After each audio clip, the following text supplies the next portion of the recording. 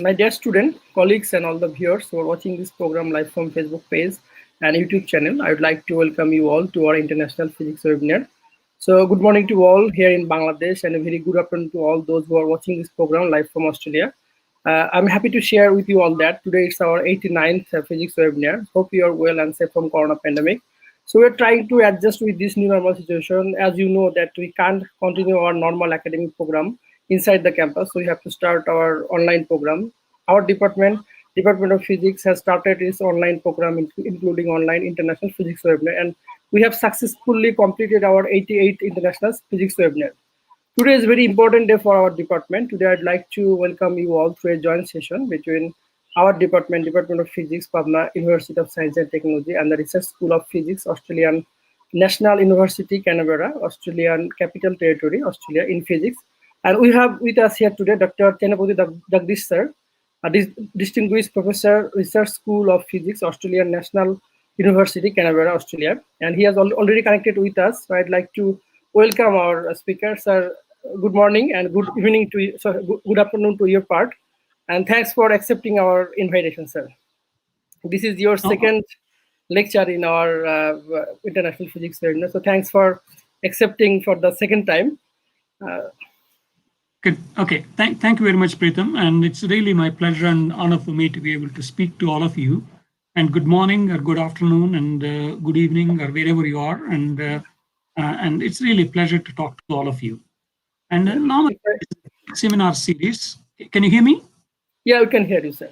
And okay. It's our honor actually, sir, to host you again. No, thank you. Thank you. So really, you have been hearing so many lectures about physics and various aspects of physics and various science and technology talks. But today I decided that I'm not going to tell you about physics because I'm sure that, as been Dr. Pretam Das has mentioned, that about 88 lectures have been given. So that means you've already been listening so many aspects of physics. But I thought that I'll share something quite different. This is more about, the challenges which we face in life, and then also failures in life and how to get around those failures and see, how do we be successful in life sort of thing. So these are some of those things very important. So as been mentioned, I am from the Australian National University in Canberra, but I also have honorary appointments in India and Japan and China and Taiwan. And then I've also been spending as a visiting professor at various universities about 5 months or so every year. But this year I could not go to Cambridge because of COVID. And then I'm planning to visit them in 2022 because next year I'm planning to be at University of Tokyo. So it's mainly to do collaborative work. And then again, I've collaborated with researchers from 30 plus countries and co-authored papers with them. The key message there is that science and technology has no national boundaries. We can all work together and then have fun together in terms of doing science. In fact, that's what the most enjoyable part for me. And then I want to thank all my colleagues for hosting me. And I also want to share with you, so you might have seen my picture on the right here, but also it's a picture which I was in my year 12 or so, this one. So just to show that, how I changed from this year, my year 12 to this current state now. And also to prove to you that, I was not born bald, but I used to have hair in the long time back as well. Okay. So now because sometimes, when you can go and tell people, you should do this, you should do that, and all these things. And of course, our parents tell us and our teachers will tell us. But then, typically we always think that, well, how do you know? I'm having so many difficulties. And so then you don't know what my problems are. And you are thinking that your life has been so easy, because sometimes what happens is people look at, on a web, look at the CV of somebody or biography of somebody. They think that their life has been very, smooth. And then also they've gone from, 0.0 to 100 or whatever the number it is, and in a linear fashion. But unfortunately, life is not like that. So that's why I wanted to share with you my own experiences in life and then share my own failures, because very rarely you only hear about the success stories of people, but you rarely hear the failures of people. That's why I wanted to do something different than what others are doing. So I come from a small village in India. And I come from an agriculture family or a farming family. And so in a very small village in India. And then also, though in that village there is electricity, but we didn't have any electricity at home, because my grandfather always thought that electricity is too expensive and then installation of electricity is too expensive. So he didn't want to install electricity. So in the process, I studied in my primary school and all my time in the evening times, and I used to study in front of a kerosene lamp. Okay? So because of the fact that we are not that well to do, but we are not that poor as well, but somehow lower middle class also in those days, sort of thing. My father was a primary school teacher, and so because of the fact that you're a student of son of a teacher, you're expected to study well. And then, of course, I used to study well as well, and then I used to be school first or so until my year 7 or so. So then when I finished my year 7, and in fact, when I was in my year 5, my father has decided that he will quit his teaching job, and then he ended up moving to even a more remote place where there was no electricity, there are no buses, and you have to walk 5 miles to reach home, sort of thing. And so then, because there's no electricity, there are no schools also there. And the challenge has been, what do I do when I finish my year 7? Because I was continuing to stay with my uncle to finish off my year 7 in my own village. And then, my father wanted me to study because he was a teacher, and then he has always wanted me to study. So then he spoke to lots of my relatives, and so then he asked them that whether they are willing to host me so that I'll be able to finish my high school, because I was only 11 years old or so when I finished my year 7 or so. And of course, none of the relatives really came forward and then said that we're happy to host him.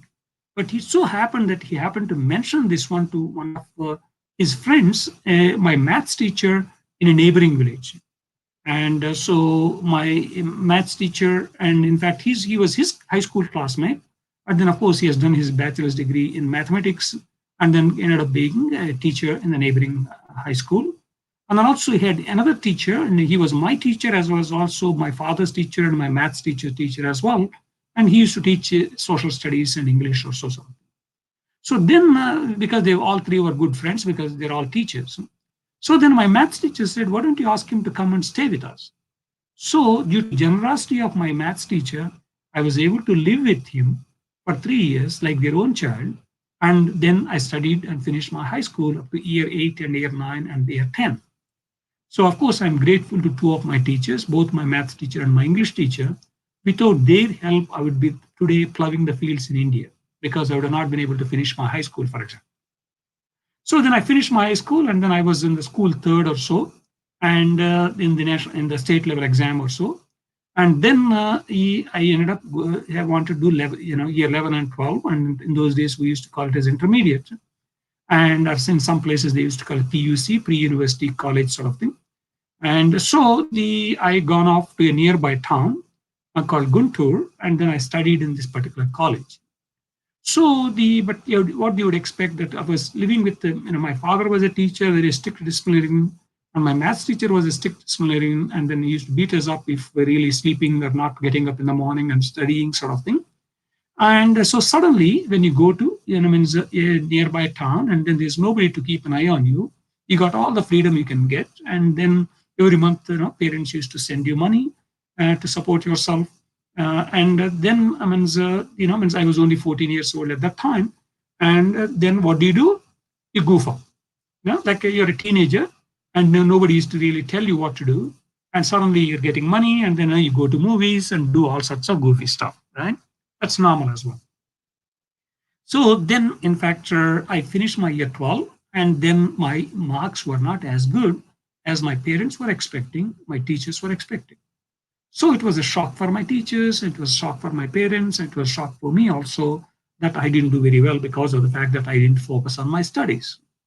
So generally in those days, I don't know in Bangladesh, and certainly in India, and of course even now, that's the same thinking, that either if you're good in mathematics, and you should go and become an engineer, and if you're good in biology, you go and become a doctor. So in those days, there were a number of colleges, engineering colleges were only 5 or 6 in the entire state of Andhra Pradesh. And so then, because of the fact that I didn't do very well in my year 12, I couldn't get into engineering. So that's my first failure, because I could not get into engineering. So I in fact decided that, okay, I will go and do physics. And then I'd gone to another town called Thenali, and there I've gone off and did my bachelor's degree in physics. And but I've done enough. I've done better than in my year 12. But still not huge amounts of marks with respect to being able to get into MSc Pure Physics. And then they used to have another program called MSc Tech Applied Physics, And then that's what I've done. And in fact, marks required for that one is slightly smaller than that of the MSc Pure Physics or so. So I had gone to Andhra University in Visakhapatnam and then studied my MSc Tech. It's a 3-year master's program after finishing up 3 years of bachelor's degree in physics. And I finished my applied physics electronics. And again, in the first 2 years, I used to be active in the student union politics and all these things. And in fact, in my first year, I failed in my material science courses because my teacher expected us to really reproduce what he taught in the class rather than concepts. But I was never good in reproducing exactly what teacher has taught you. And I was more interested in understanding concepts of them. So again, I failed in my material science courses, which I will come back to. But I, in fact, contested for elections of mine in the final year for a president of the College of Science, but I failed to get elected. So then I suddenly realized that this union and student politics and all these things are not very good. And I stopped being involved in the student union politics and I started studying. In the final year, I studied very well. And again, I was able to complete my MSc Tech Applied Physics with electronics as a special subject in the third in the class or so, like I was in my year 10 or so sort of thing. So then I redeemed myself. Okay. So again, I failed in my material science and I failed to be a college president and things like that sort of thing. So failures are really a normal process. So also that I want you to know that I studied in my mother tongue in Telugu medium, and that is my mother tongue. And so till I finished my year 12, I only started going to college in BSc time where I started studying in English medium or so. So there was no electricity in my village even during my PhD. And whenever I was going, even from Delhi, where I did my PhD, and I used to travel 24 hours by train to a nearby town, and then I used to take a bus and then travel by another 2 hours by bus, and then walk 5 miles, reaching home, sort of thing. And then also, if it is raining and you cannot wear shoes or anything, or sandals or anything of that sort, and so then you have to essentially walk bare feet. And then my sister used to remove the spines from my feet the next day morning because of the fact that the place has got a lot of thorns and other things. There were no buses and no other transports. So really, it's a very, very remote place from that point of view. So then I started applying for jobs because I finished my master's degree. And then generally, that's a normal thing. Either you finish your bachelor's degree or a master's degree, you start applying for jobs. Then I used to apply for physics jobs. And then they used to say that I'm not a physicist because I didn't do MSc Pure Physics. Then I used to apply for electronics engineering jobs, and they used to say that you're not an engineer because of the fact that you didn't do any bachelor's degree in electronics engineering and you've only done MSc Tech Applied Physics Electronics. So you're more of a physicist than an engineer. So then now I've been told that I'm neither a physicist nor an engineer. So then I decided, okay, I need to go for higher studies. And then I ended up joining University of Delhi, where I did my MPhil and PhD in physics or so. Okay. So then I've done my PhD in semiconductor and thin films. And in fact, there are many IITs and other very prestigious institutes that I could not get into because of the fact that my English language skills were not that great because all my early education was in my mother tongue rather than English or so.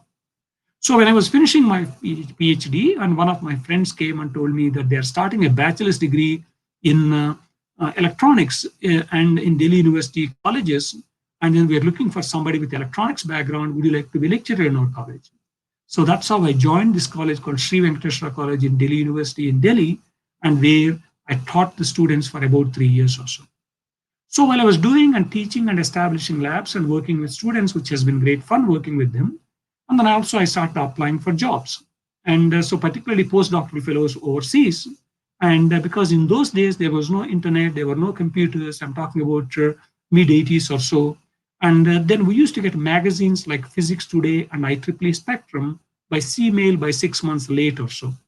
And I used to go at the back of these magazines. They used to advertise for positions, and I used to apply for everything which I thought that is relevant to me. So they never used to give deadlines. So that means, I didn't even know whether those positions have been filled or not. And then I used to apply to them.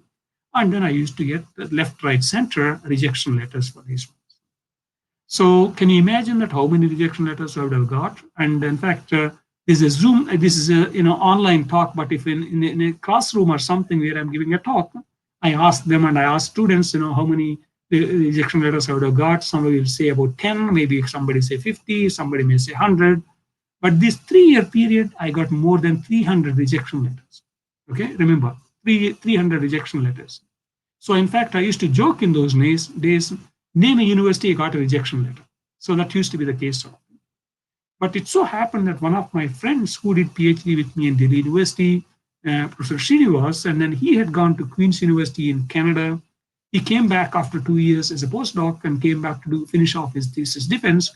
And then I was expressing my frustration to him that I'm not able to get any postdoctoral fellows. And then he said, why don't you write to Professor David Atherton? And at Queen's University, he seemed to like people from Delhi University. But only thing is that he doesn't work in semiconductors, but he works in magnetics. So his expertise is in developing magnetic techniques for detection of corrosion in oil and gas pipelines. Well, I said, okay, nobody is giving me, any postdoctoral fellowships in my own field of semiconductors. I might as well write to this gentleman and then see what he's going to do. Again, in those days, unlike now, you send an email and then within seconds it reaches to every part of the world. But in those days, it used to take 2 to 3 weeks before a letter reaches any foreign country, and it used to take another 2 to 3 weeks to get back. And after 2 months, I got a letter from him saying that they're applying for some funding, and then once if you get the funding, and they let me know. So then after 4 months or so, I got an offer letter to join him as a postdoctoral fellow for 2 years. And then I ended up moving to Queen's University in Canada in 1988, April or so. I had gone there and the computers were just coming up. And then, of course, I didn't know anything about computers. I had to learn about computers, also learn about the magnetism, because I didn't study much of magnetism other than electricity magnetism course in my bachelor's degree in physics. So I need to do literature survey, identify what techniques we need to really establish and all things. And he happened to ask me to set up a new laboratory. And then I ended up going a literature survey and identified the equipment other people are using and ordered for it and established the lab. And within 1 year or so, I ended up getting enough results to write a paper. And then apparently he was very happy, but I didn't know whether he was happy or not. I was working my usual 13, 14-hour days and 7 days a week because I was single. And then I continued to work. So then what happened was that one of the professors in the same department called Professor Jim Whitten, and so then he came and one day asked me, Professor Jim Williams is starting a new department at the Australian National University. And so he's looking for some good people. And so would you like to go to Australia? Because I know that you're a semiconductor person working in magnetics. And we used to talk. And then, I said to Jim Whitten, yes, I'm interested to go back to my own field. And then I gave my CV to him. And then he ended up faxing my CV to Professor Jim Williams. And then again, for about 6 months or so, I didn't hear anything from him. And one fine morning, I got a fax saying that they just got funding, and if I'm interested in coming to Australia to join the department. So that's how I came to Australia with a 2-month-old baby and a 2-year contract in July 1990. Okay? So it's a really, now of course I've gone from one step to another, and then initially it was a temporary position, and then after 3 years or so they offered me a permanent position, and ultimately now I've really climbed the ladder in terms of becoming a distinguished professor of physics and engineering, and this is the highest position you can get in a university, other than becoming an administration and becoming a dean or a director or vice chancellor, deputy vice chancellor, something. But if you want to stay in academics, and distinguished professor is the highest title you can get. I'm of course grateful to ANU for really providing me all the opportunities. And in fact, it was a brand new department, and we had to establish all the facilities. And during the last 30 years or so, we established about $25 million worth of facilities also. Okay.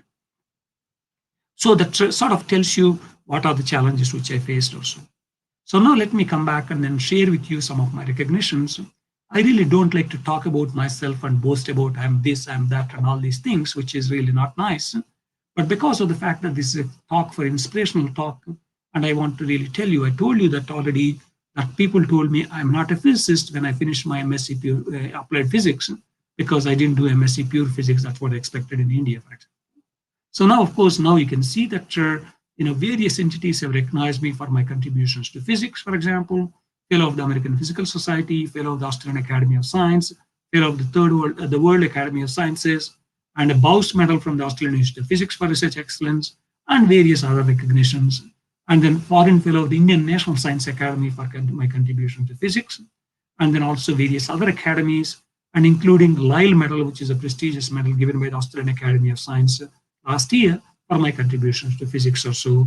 And I've also served as a vice president of the Australian Academy of Science, and Australian Optical Society also recognized me for my contributions to optics or so. Here is a case where, close to 40 years back, people told me I'm not a physicist, but now everybody is acknowledging that I'm not only a physicist, but I'm an excellent physicist and be able to recognize me with all these awards and recognitions.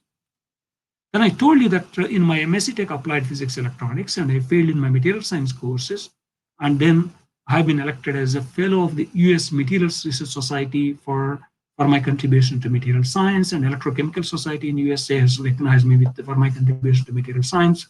American Vacuum Society has recognized me as for my contribution to material science. And I've served as a president of the Australian Material Research Society. International Union of Material Research Societies have recognized me for my contributions to material science, and international collaborations with the SOMI award. There's only one award is given every 2 years or so. And then, of course, all other awards which I got from various societies and other things. So at some stage, my teacher failed me in my material science, but now I'm acknowledged as an excellent material scientist as well. So then I told you again that also I've been told that I'm not an engineer. And then again, now everybody accepts me as an engineer, and I've become a fellow of the IEEE, Institute of Electrical and Electronics Engineers in USA. And then IEEE has given me a Nanotechnology Pioneer Award. Photonics Society of IEEE has given me Engineering Achievement Award.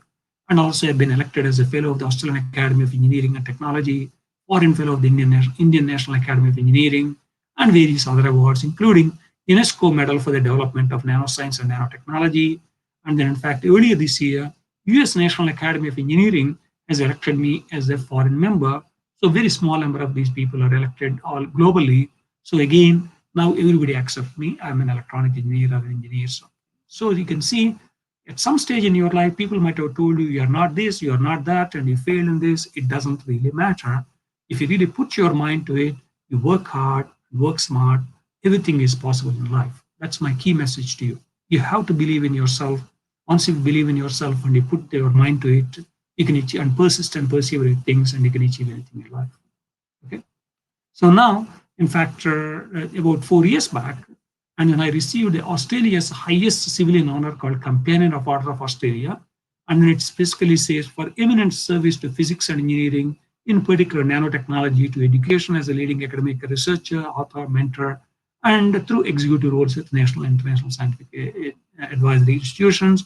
This is, I'm receiving it from the Governor General of Australia, that is equivalent to the president of the country, for example, because Queen is still the head of the state for us. And then, of course, Governor General is seen as the representative of the Queen, for example. Okay, so see, who would have imagined a boy from a small village in India who studied in front of a kerosene lamp and who had to walk with bare feet to really be able to go to his home, and even during PhD he didn't have any electricity, and then expected to get a highest civilian honor from a foreign country within 30-year period or so.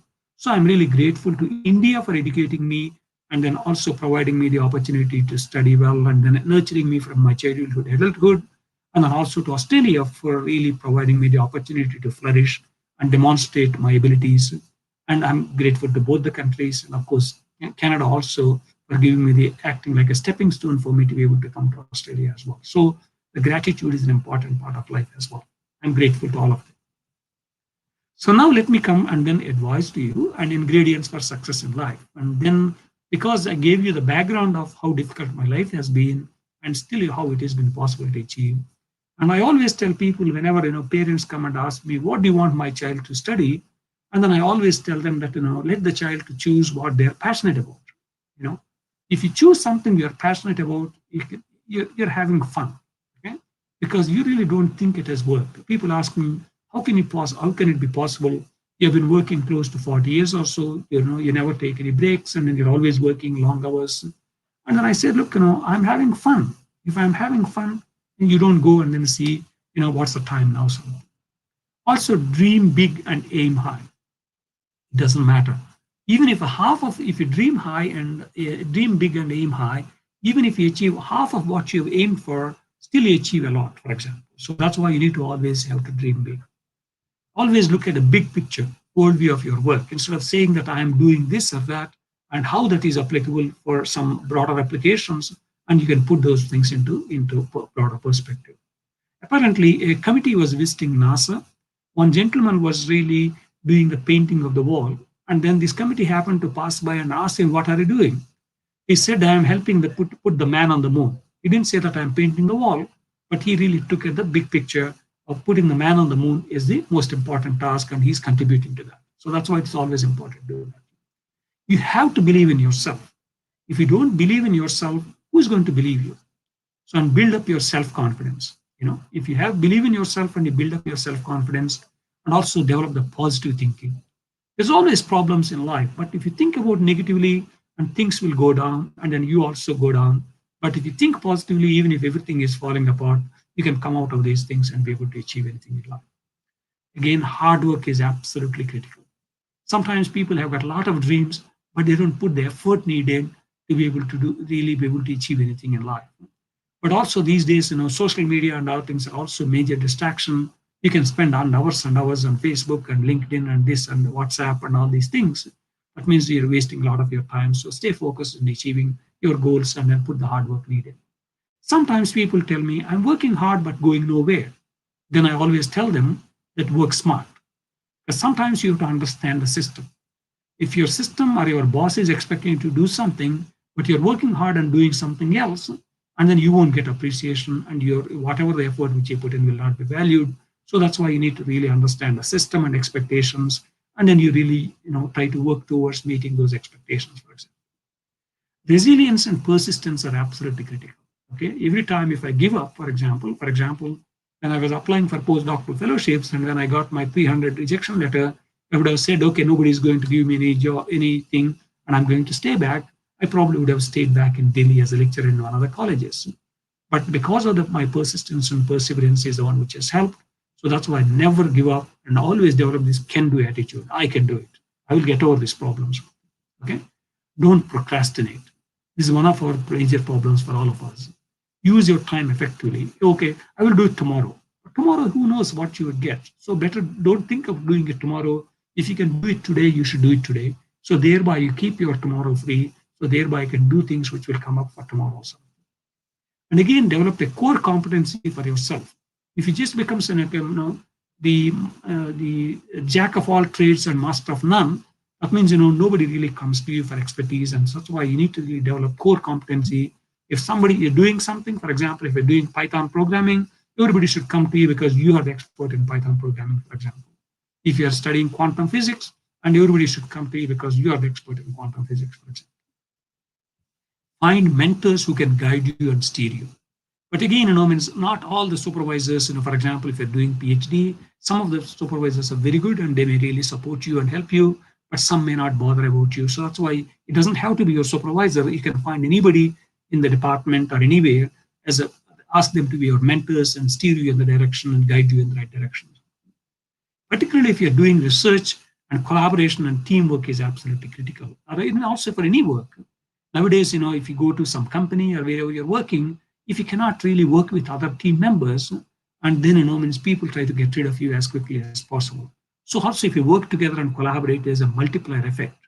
So that means means if you really means you don't have to write all the papers, your collaborators will write some papers and you write some papers, and also you're really helping each other and also supporting each other because you both have two different expertise, and you cannot do those things on your own, but together you can do more interesting things as well. In terms of other things, and social and leadership skills is very important as well, because you may be good in what you do, but if you're not able to really interact with other people, also you're not able to develop the leadership skills to be able to lead a team and other things, you'll be stuck in one place. So that's why it is not something which you're really born with. We can always learn these things while we are really growing up and other things. Again, for example, communication skills, they're absolutely critical, both oral and written forms. Sometimes people do research, but they're not able to publish in high impact journals, for example, because of the fact that they're not able to communicate what they're doing very well, for example. Okay, and also develop entrepreneurship skills and starting companies. So all of us do not have to go and find a job. If you start a company, you can create lots of jobs for others. That's very satisfying to be able to really create jobs for other people. also make the difference to the society. And so think about entrepreneurship skills and how to develop those ones and things. Don't be afraid of failure. Failures are pathway to success. And in fact, you can see my own example of how many times I failed, but I have never given up. That's most important. Sometimes people want to do dodgy things and then think that they want to achieve the bigger and better things by doing dodgy things. But honesty and integrity take you a long way. Everybody people come to know in the community who are good people, those who do a good job, and those are the people, those who do shortcuts and then do dodgy things. And then you don't want to be seen as that sort of person. And honesty and integrity are always important. And again, get involved in the profession, networking. If you can join professional societies, whether it is IEEE, if you're an electronics engineer, or a physicist, American Physical Society, Materialist Society, Optical Society of America, Electrochemical Society, American Vacuum Society, choose whichever you want, even a Bangladesh Physical Society, or otherwise Bangladesh Electronics Engineers Society or Engineer Society, or whatever it is. So thereby you really get to meet other people, and you never know what opportunities come. For example, my first postdoctoral fellow came through a friend suggesting that one, and my second postdoctoral fellowship in Australia came through another person telling me what to do, so recommending me to here for it to come to Australia. So the networks are very important as well. As sometimes people say, not only what you know, whom you know also becomes important. So that's why it is important to be part of the community, and also helping other people, also very satisfying thing as well. And be kind and generous to others. If you're an academic, be kind to your students and your team members and your collaborators. So that also really reflects back. If you do good things for people, and then good also comes back to you. I'm a great believer of that. Okay? Also, if you do good work and being involved in the community, recognitions will follow. Some people want to do a little bit of work, but they want to spend more time in chasing awards and other things. But everybody knows that they are only interested in chasing awards rather than having fun in doing good science. So that's why please don't chase them. And then you can always, of course, ask your mentors, and if that's appropriate or not, but don't be obsessed with these things as well. Again, pleasure of giving is much more immense than pleasure of receiving. So sometimes people always think about what can I get from this person, what can I get from this, what can I get from that. So that's a very selfish way of looking at life. In fact, if you have to pity people, those who never experience a pleasure of giving is much more immense than pleasure of receiving. Think about it, and you go and help somebody, that makes you much more happier than not only the person whom you help, for example.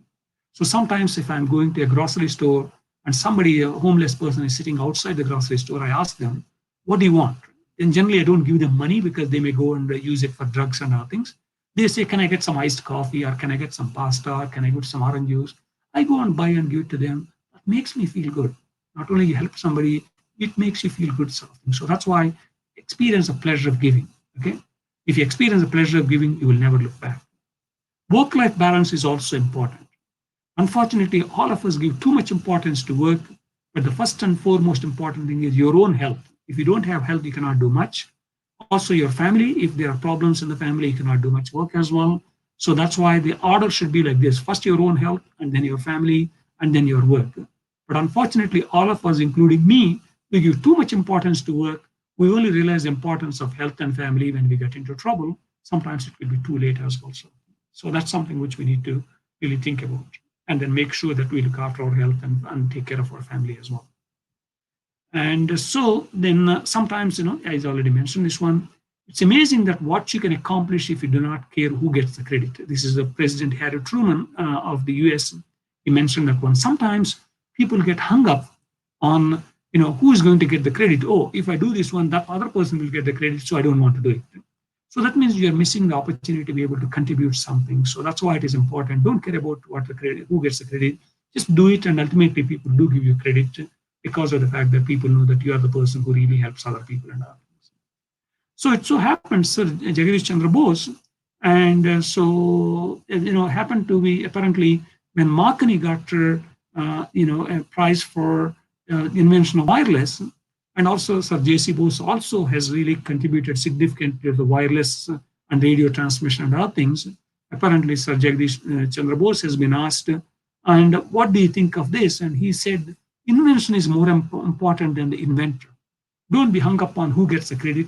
And then our invention is leading to help other people, making the difference to the society. That's more important sort of things. These are some of the great people, and we can learn a lot from these people.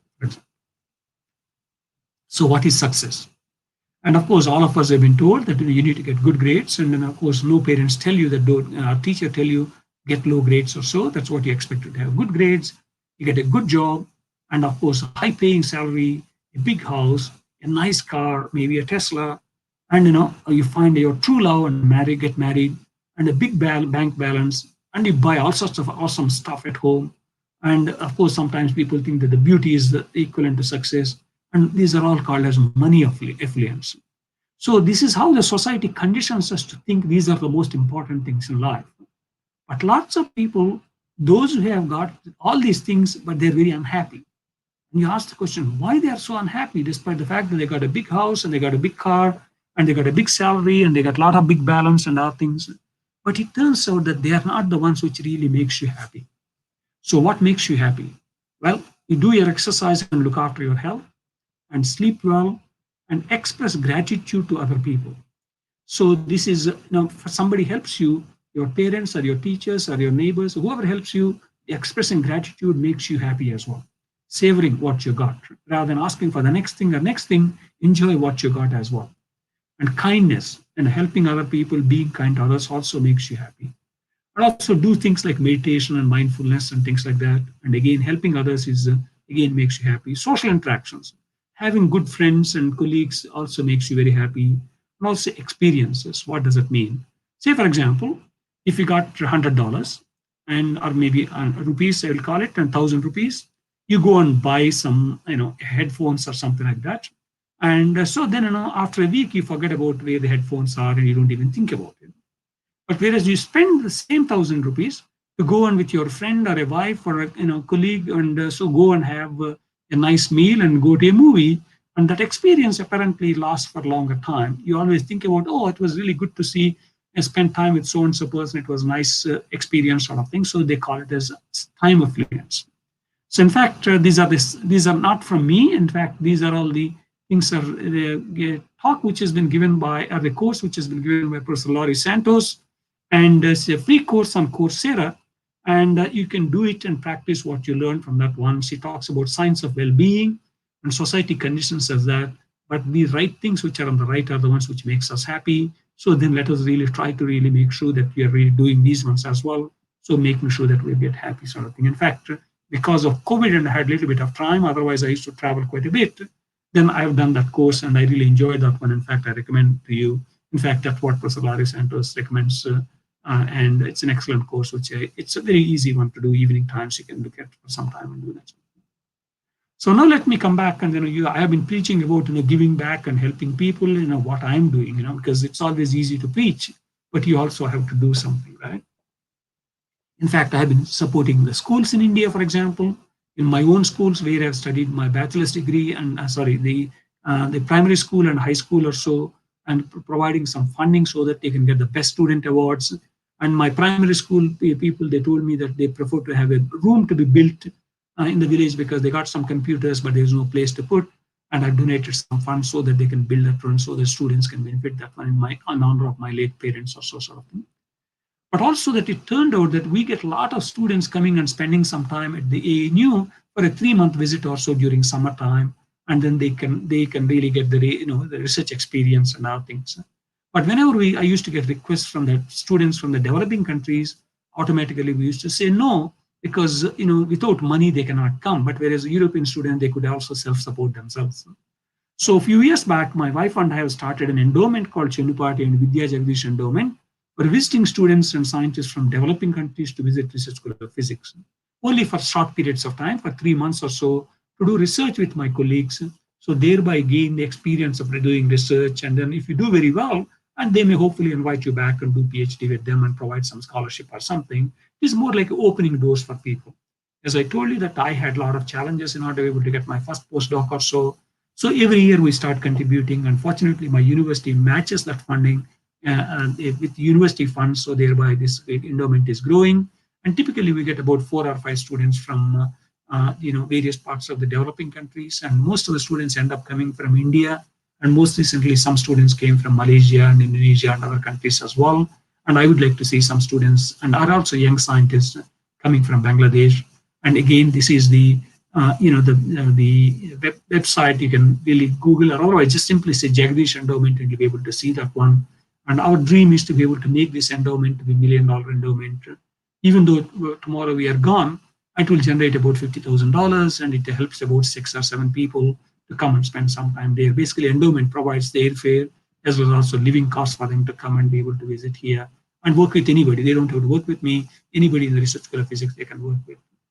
Based on the success of this program, and in fact, my university has started a new program called Future Research Talents Program, targeting India and most recently Indonesia or so, which I will come back to.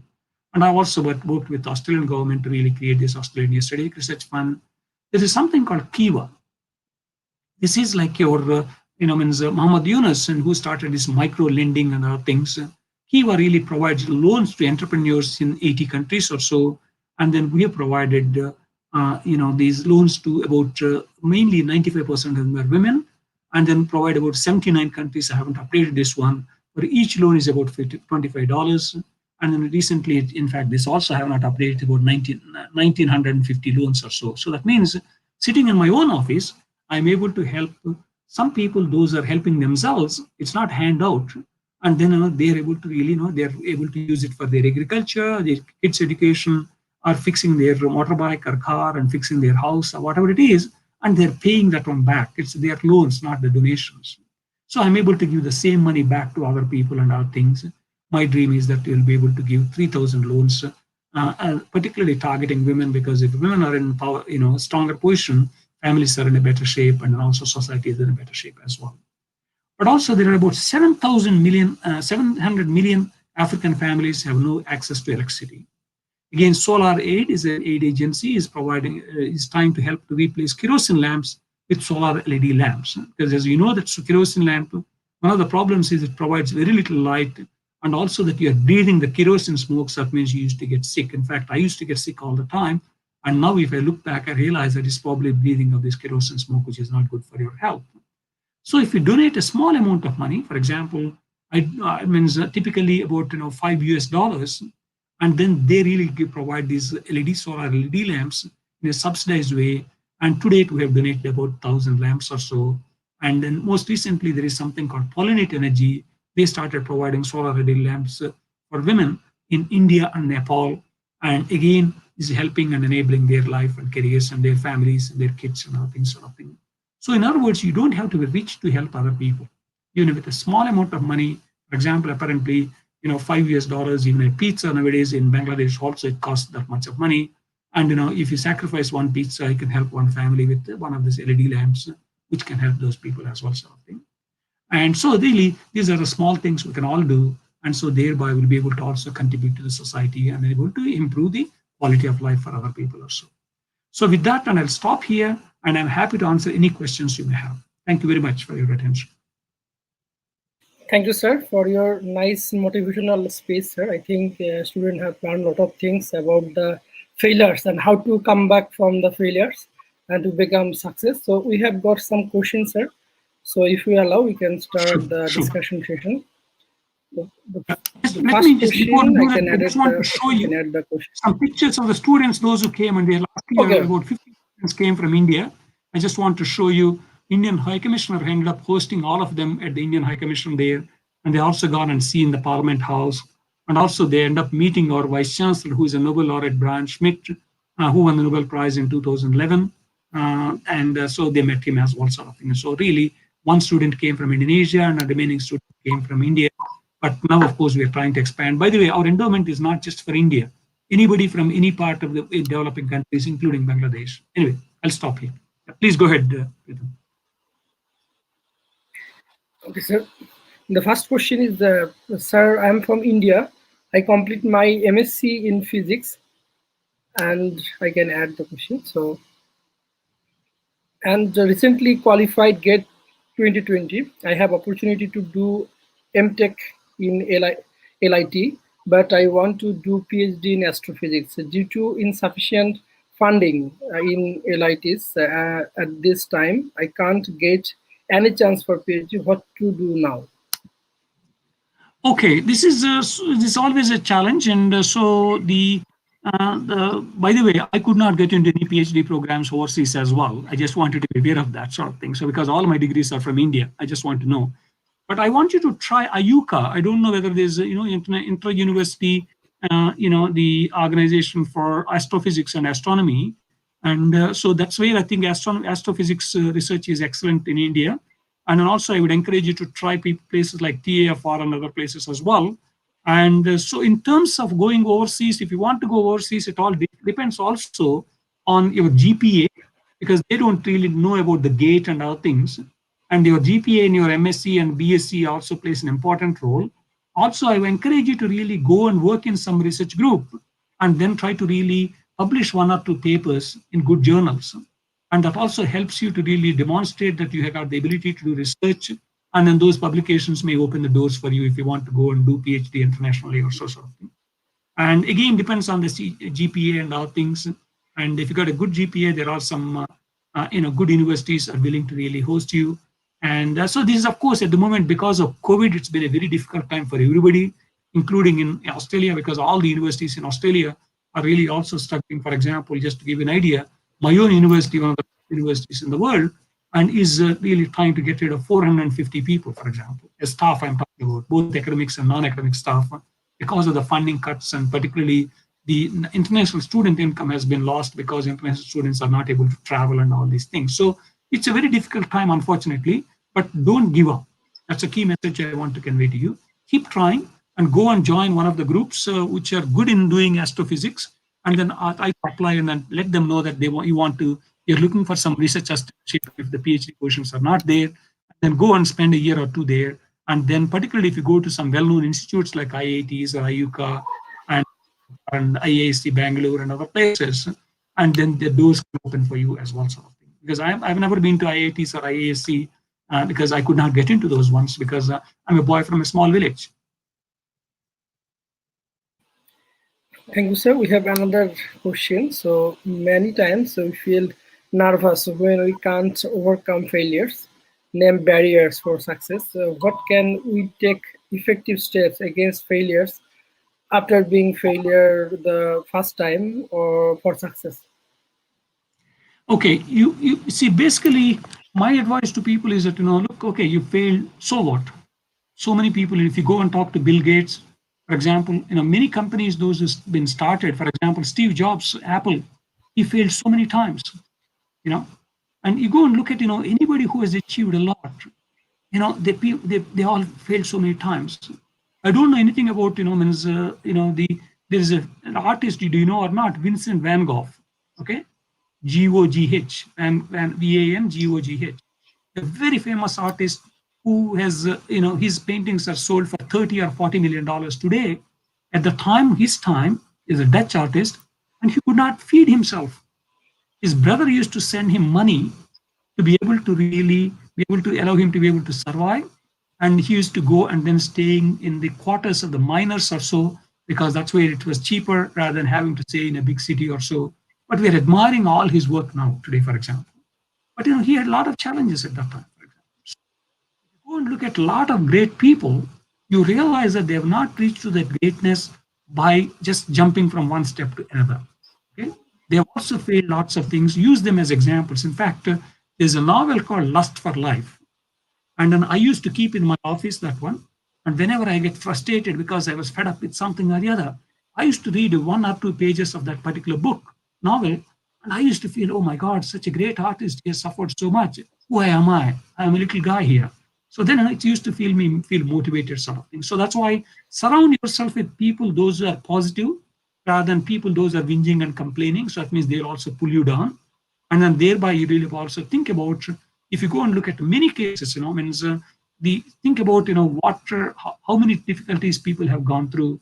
And so even Nobel laureates, for example, and for example, if you go and look at Professor Danny Shechtman from Israel, and when he discovered the quasi-crystals, even nobody believed it. Even Professor Linus Pauling is a well-known chemist and a Nobel Prize winner, used to make fun of him. They're only quasi-scientists, there are no quasi-crystals. But then he ended up getting Nobel Prize for that one. Okay, it's like in a conference with 20,000 chemists, and then this Professor Linus Pauling used to go and then make fun of him And everybody is looking at this gentleman, but he never gave up. He believed in it because he could see his results, and then ultimately he gets a Nobel Prize, for example. So there are so many cases where not everybody get to where they've reached by just simply trying once and then achieving everything what they want to achieve. There are many times, many steps we fail. For example, when you are really started learning to walk, well, I don't know how many times you would have fallen down, but you didn't give up. You started getting up and started walking. You fell down, you started walking up again. So now walking is something which is not a big deal for you, right? You can walk in your sleep. Same thing if you're learning how to ride a bike. I'm sure that in child you fell so many times, but you never given up. So that's why you can ride the bike very easily now, for example. So failures are really a normal process. Don't give up. That's why you always have to think positive. Okay, what can I learn from this one? Always learn something.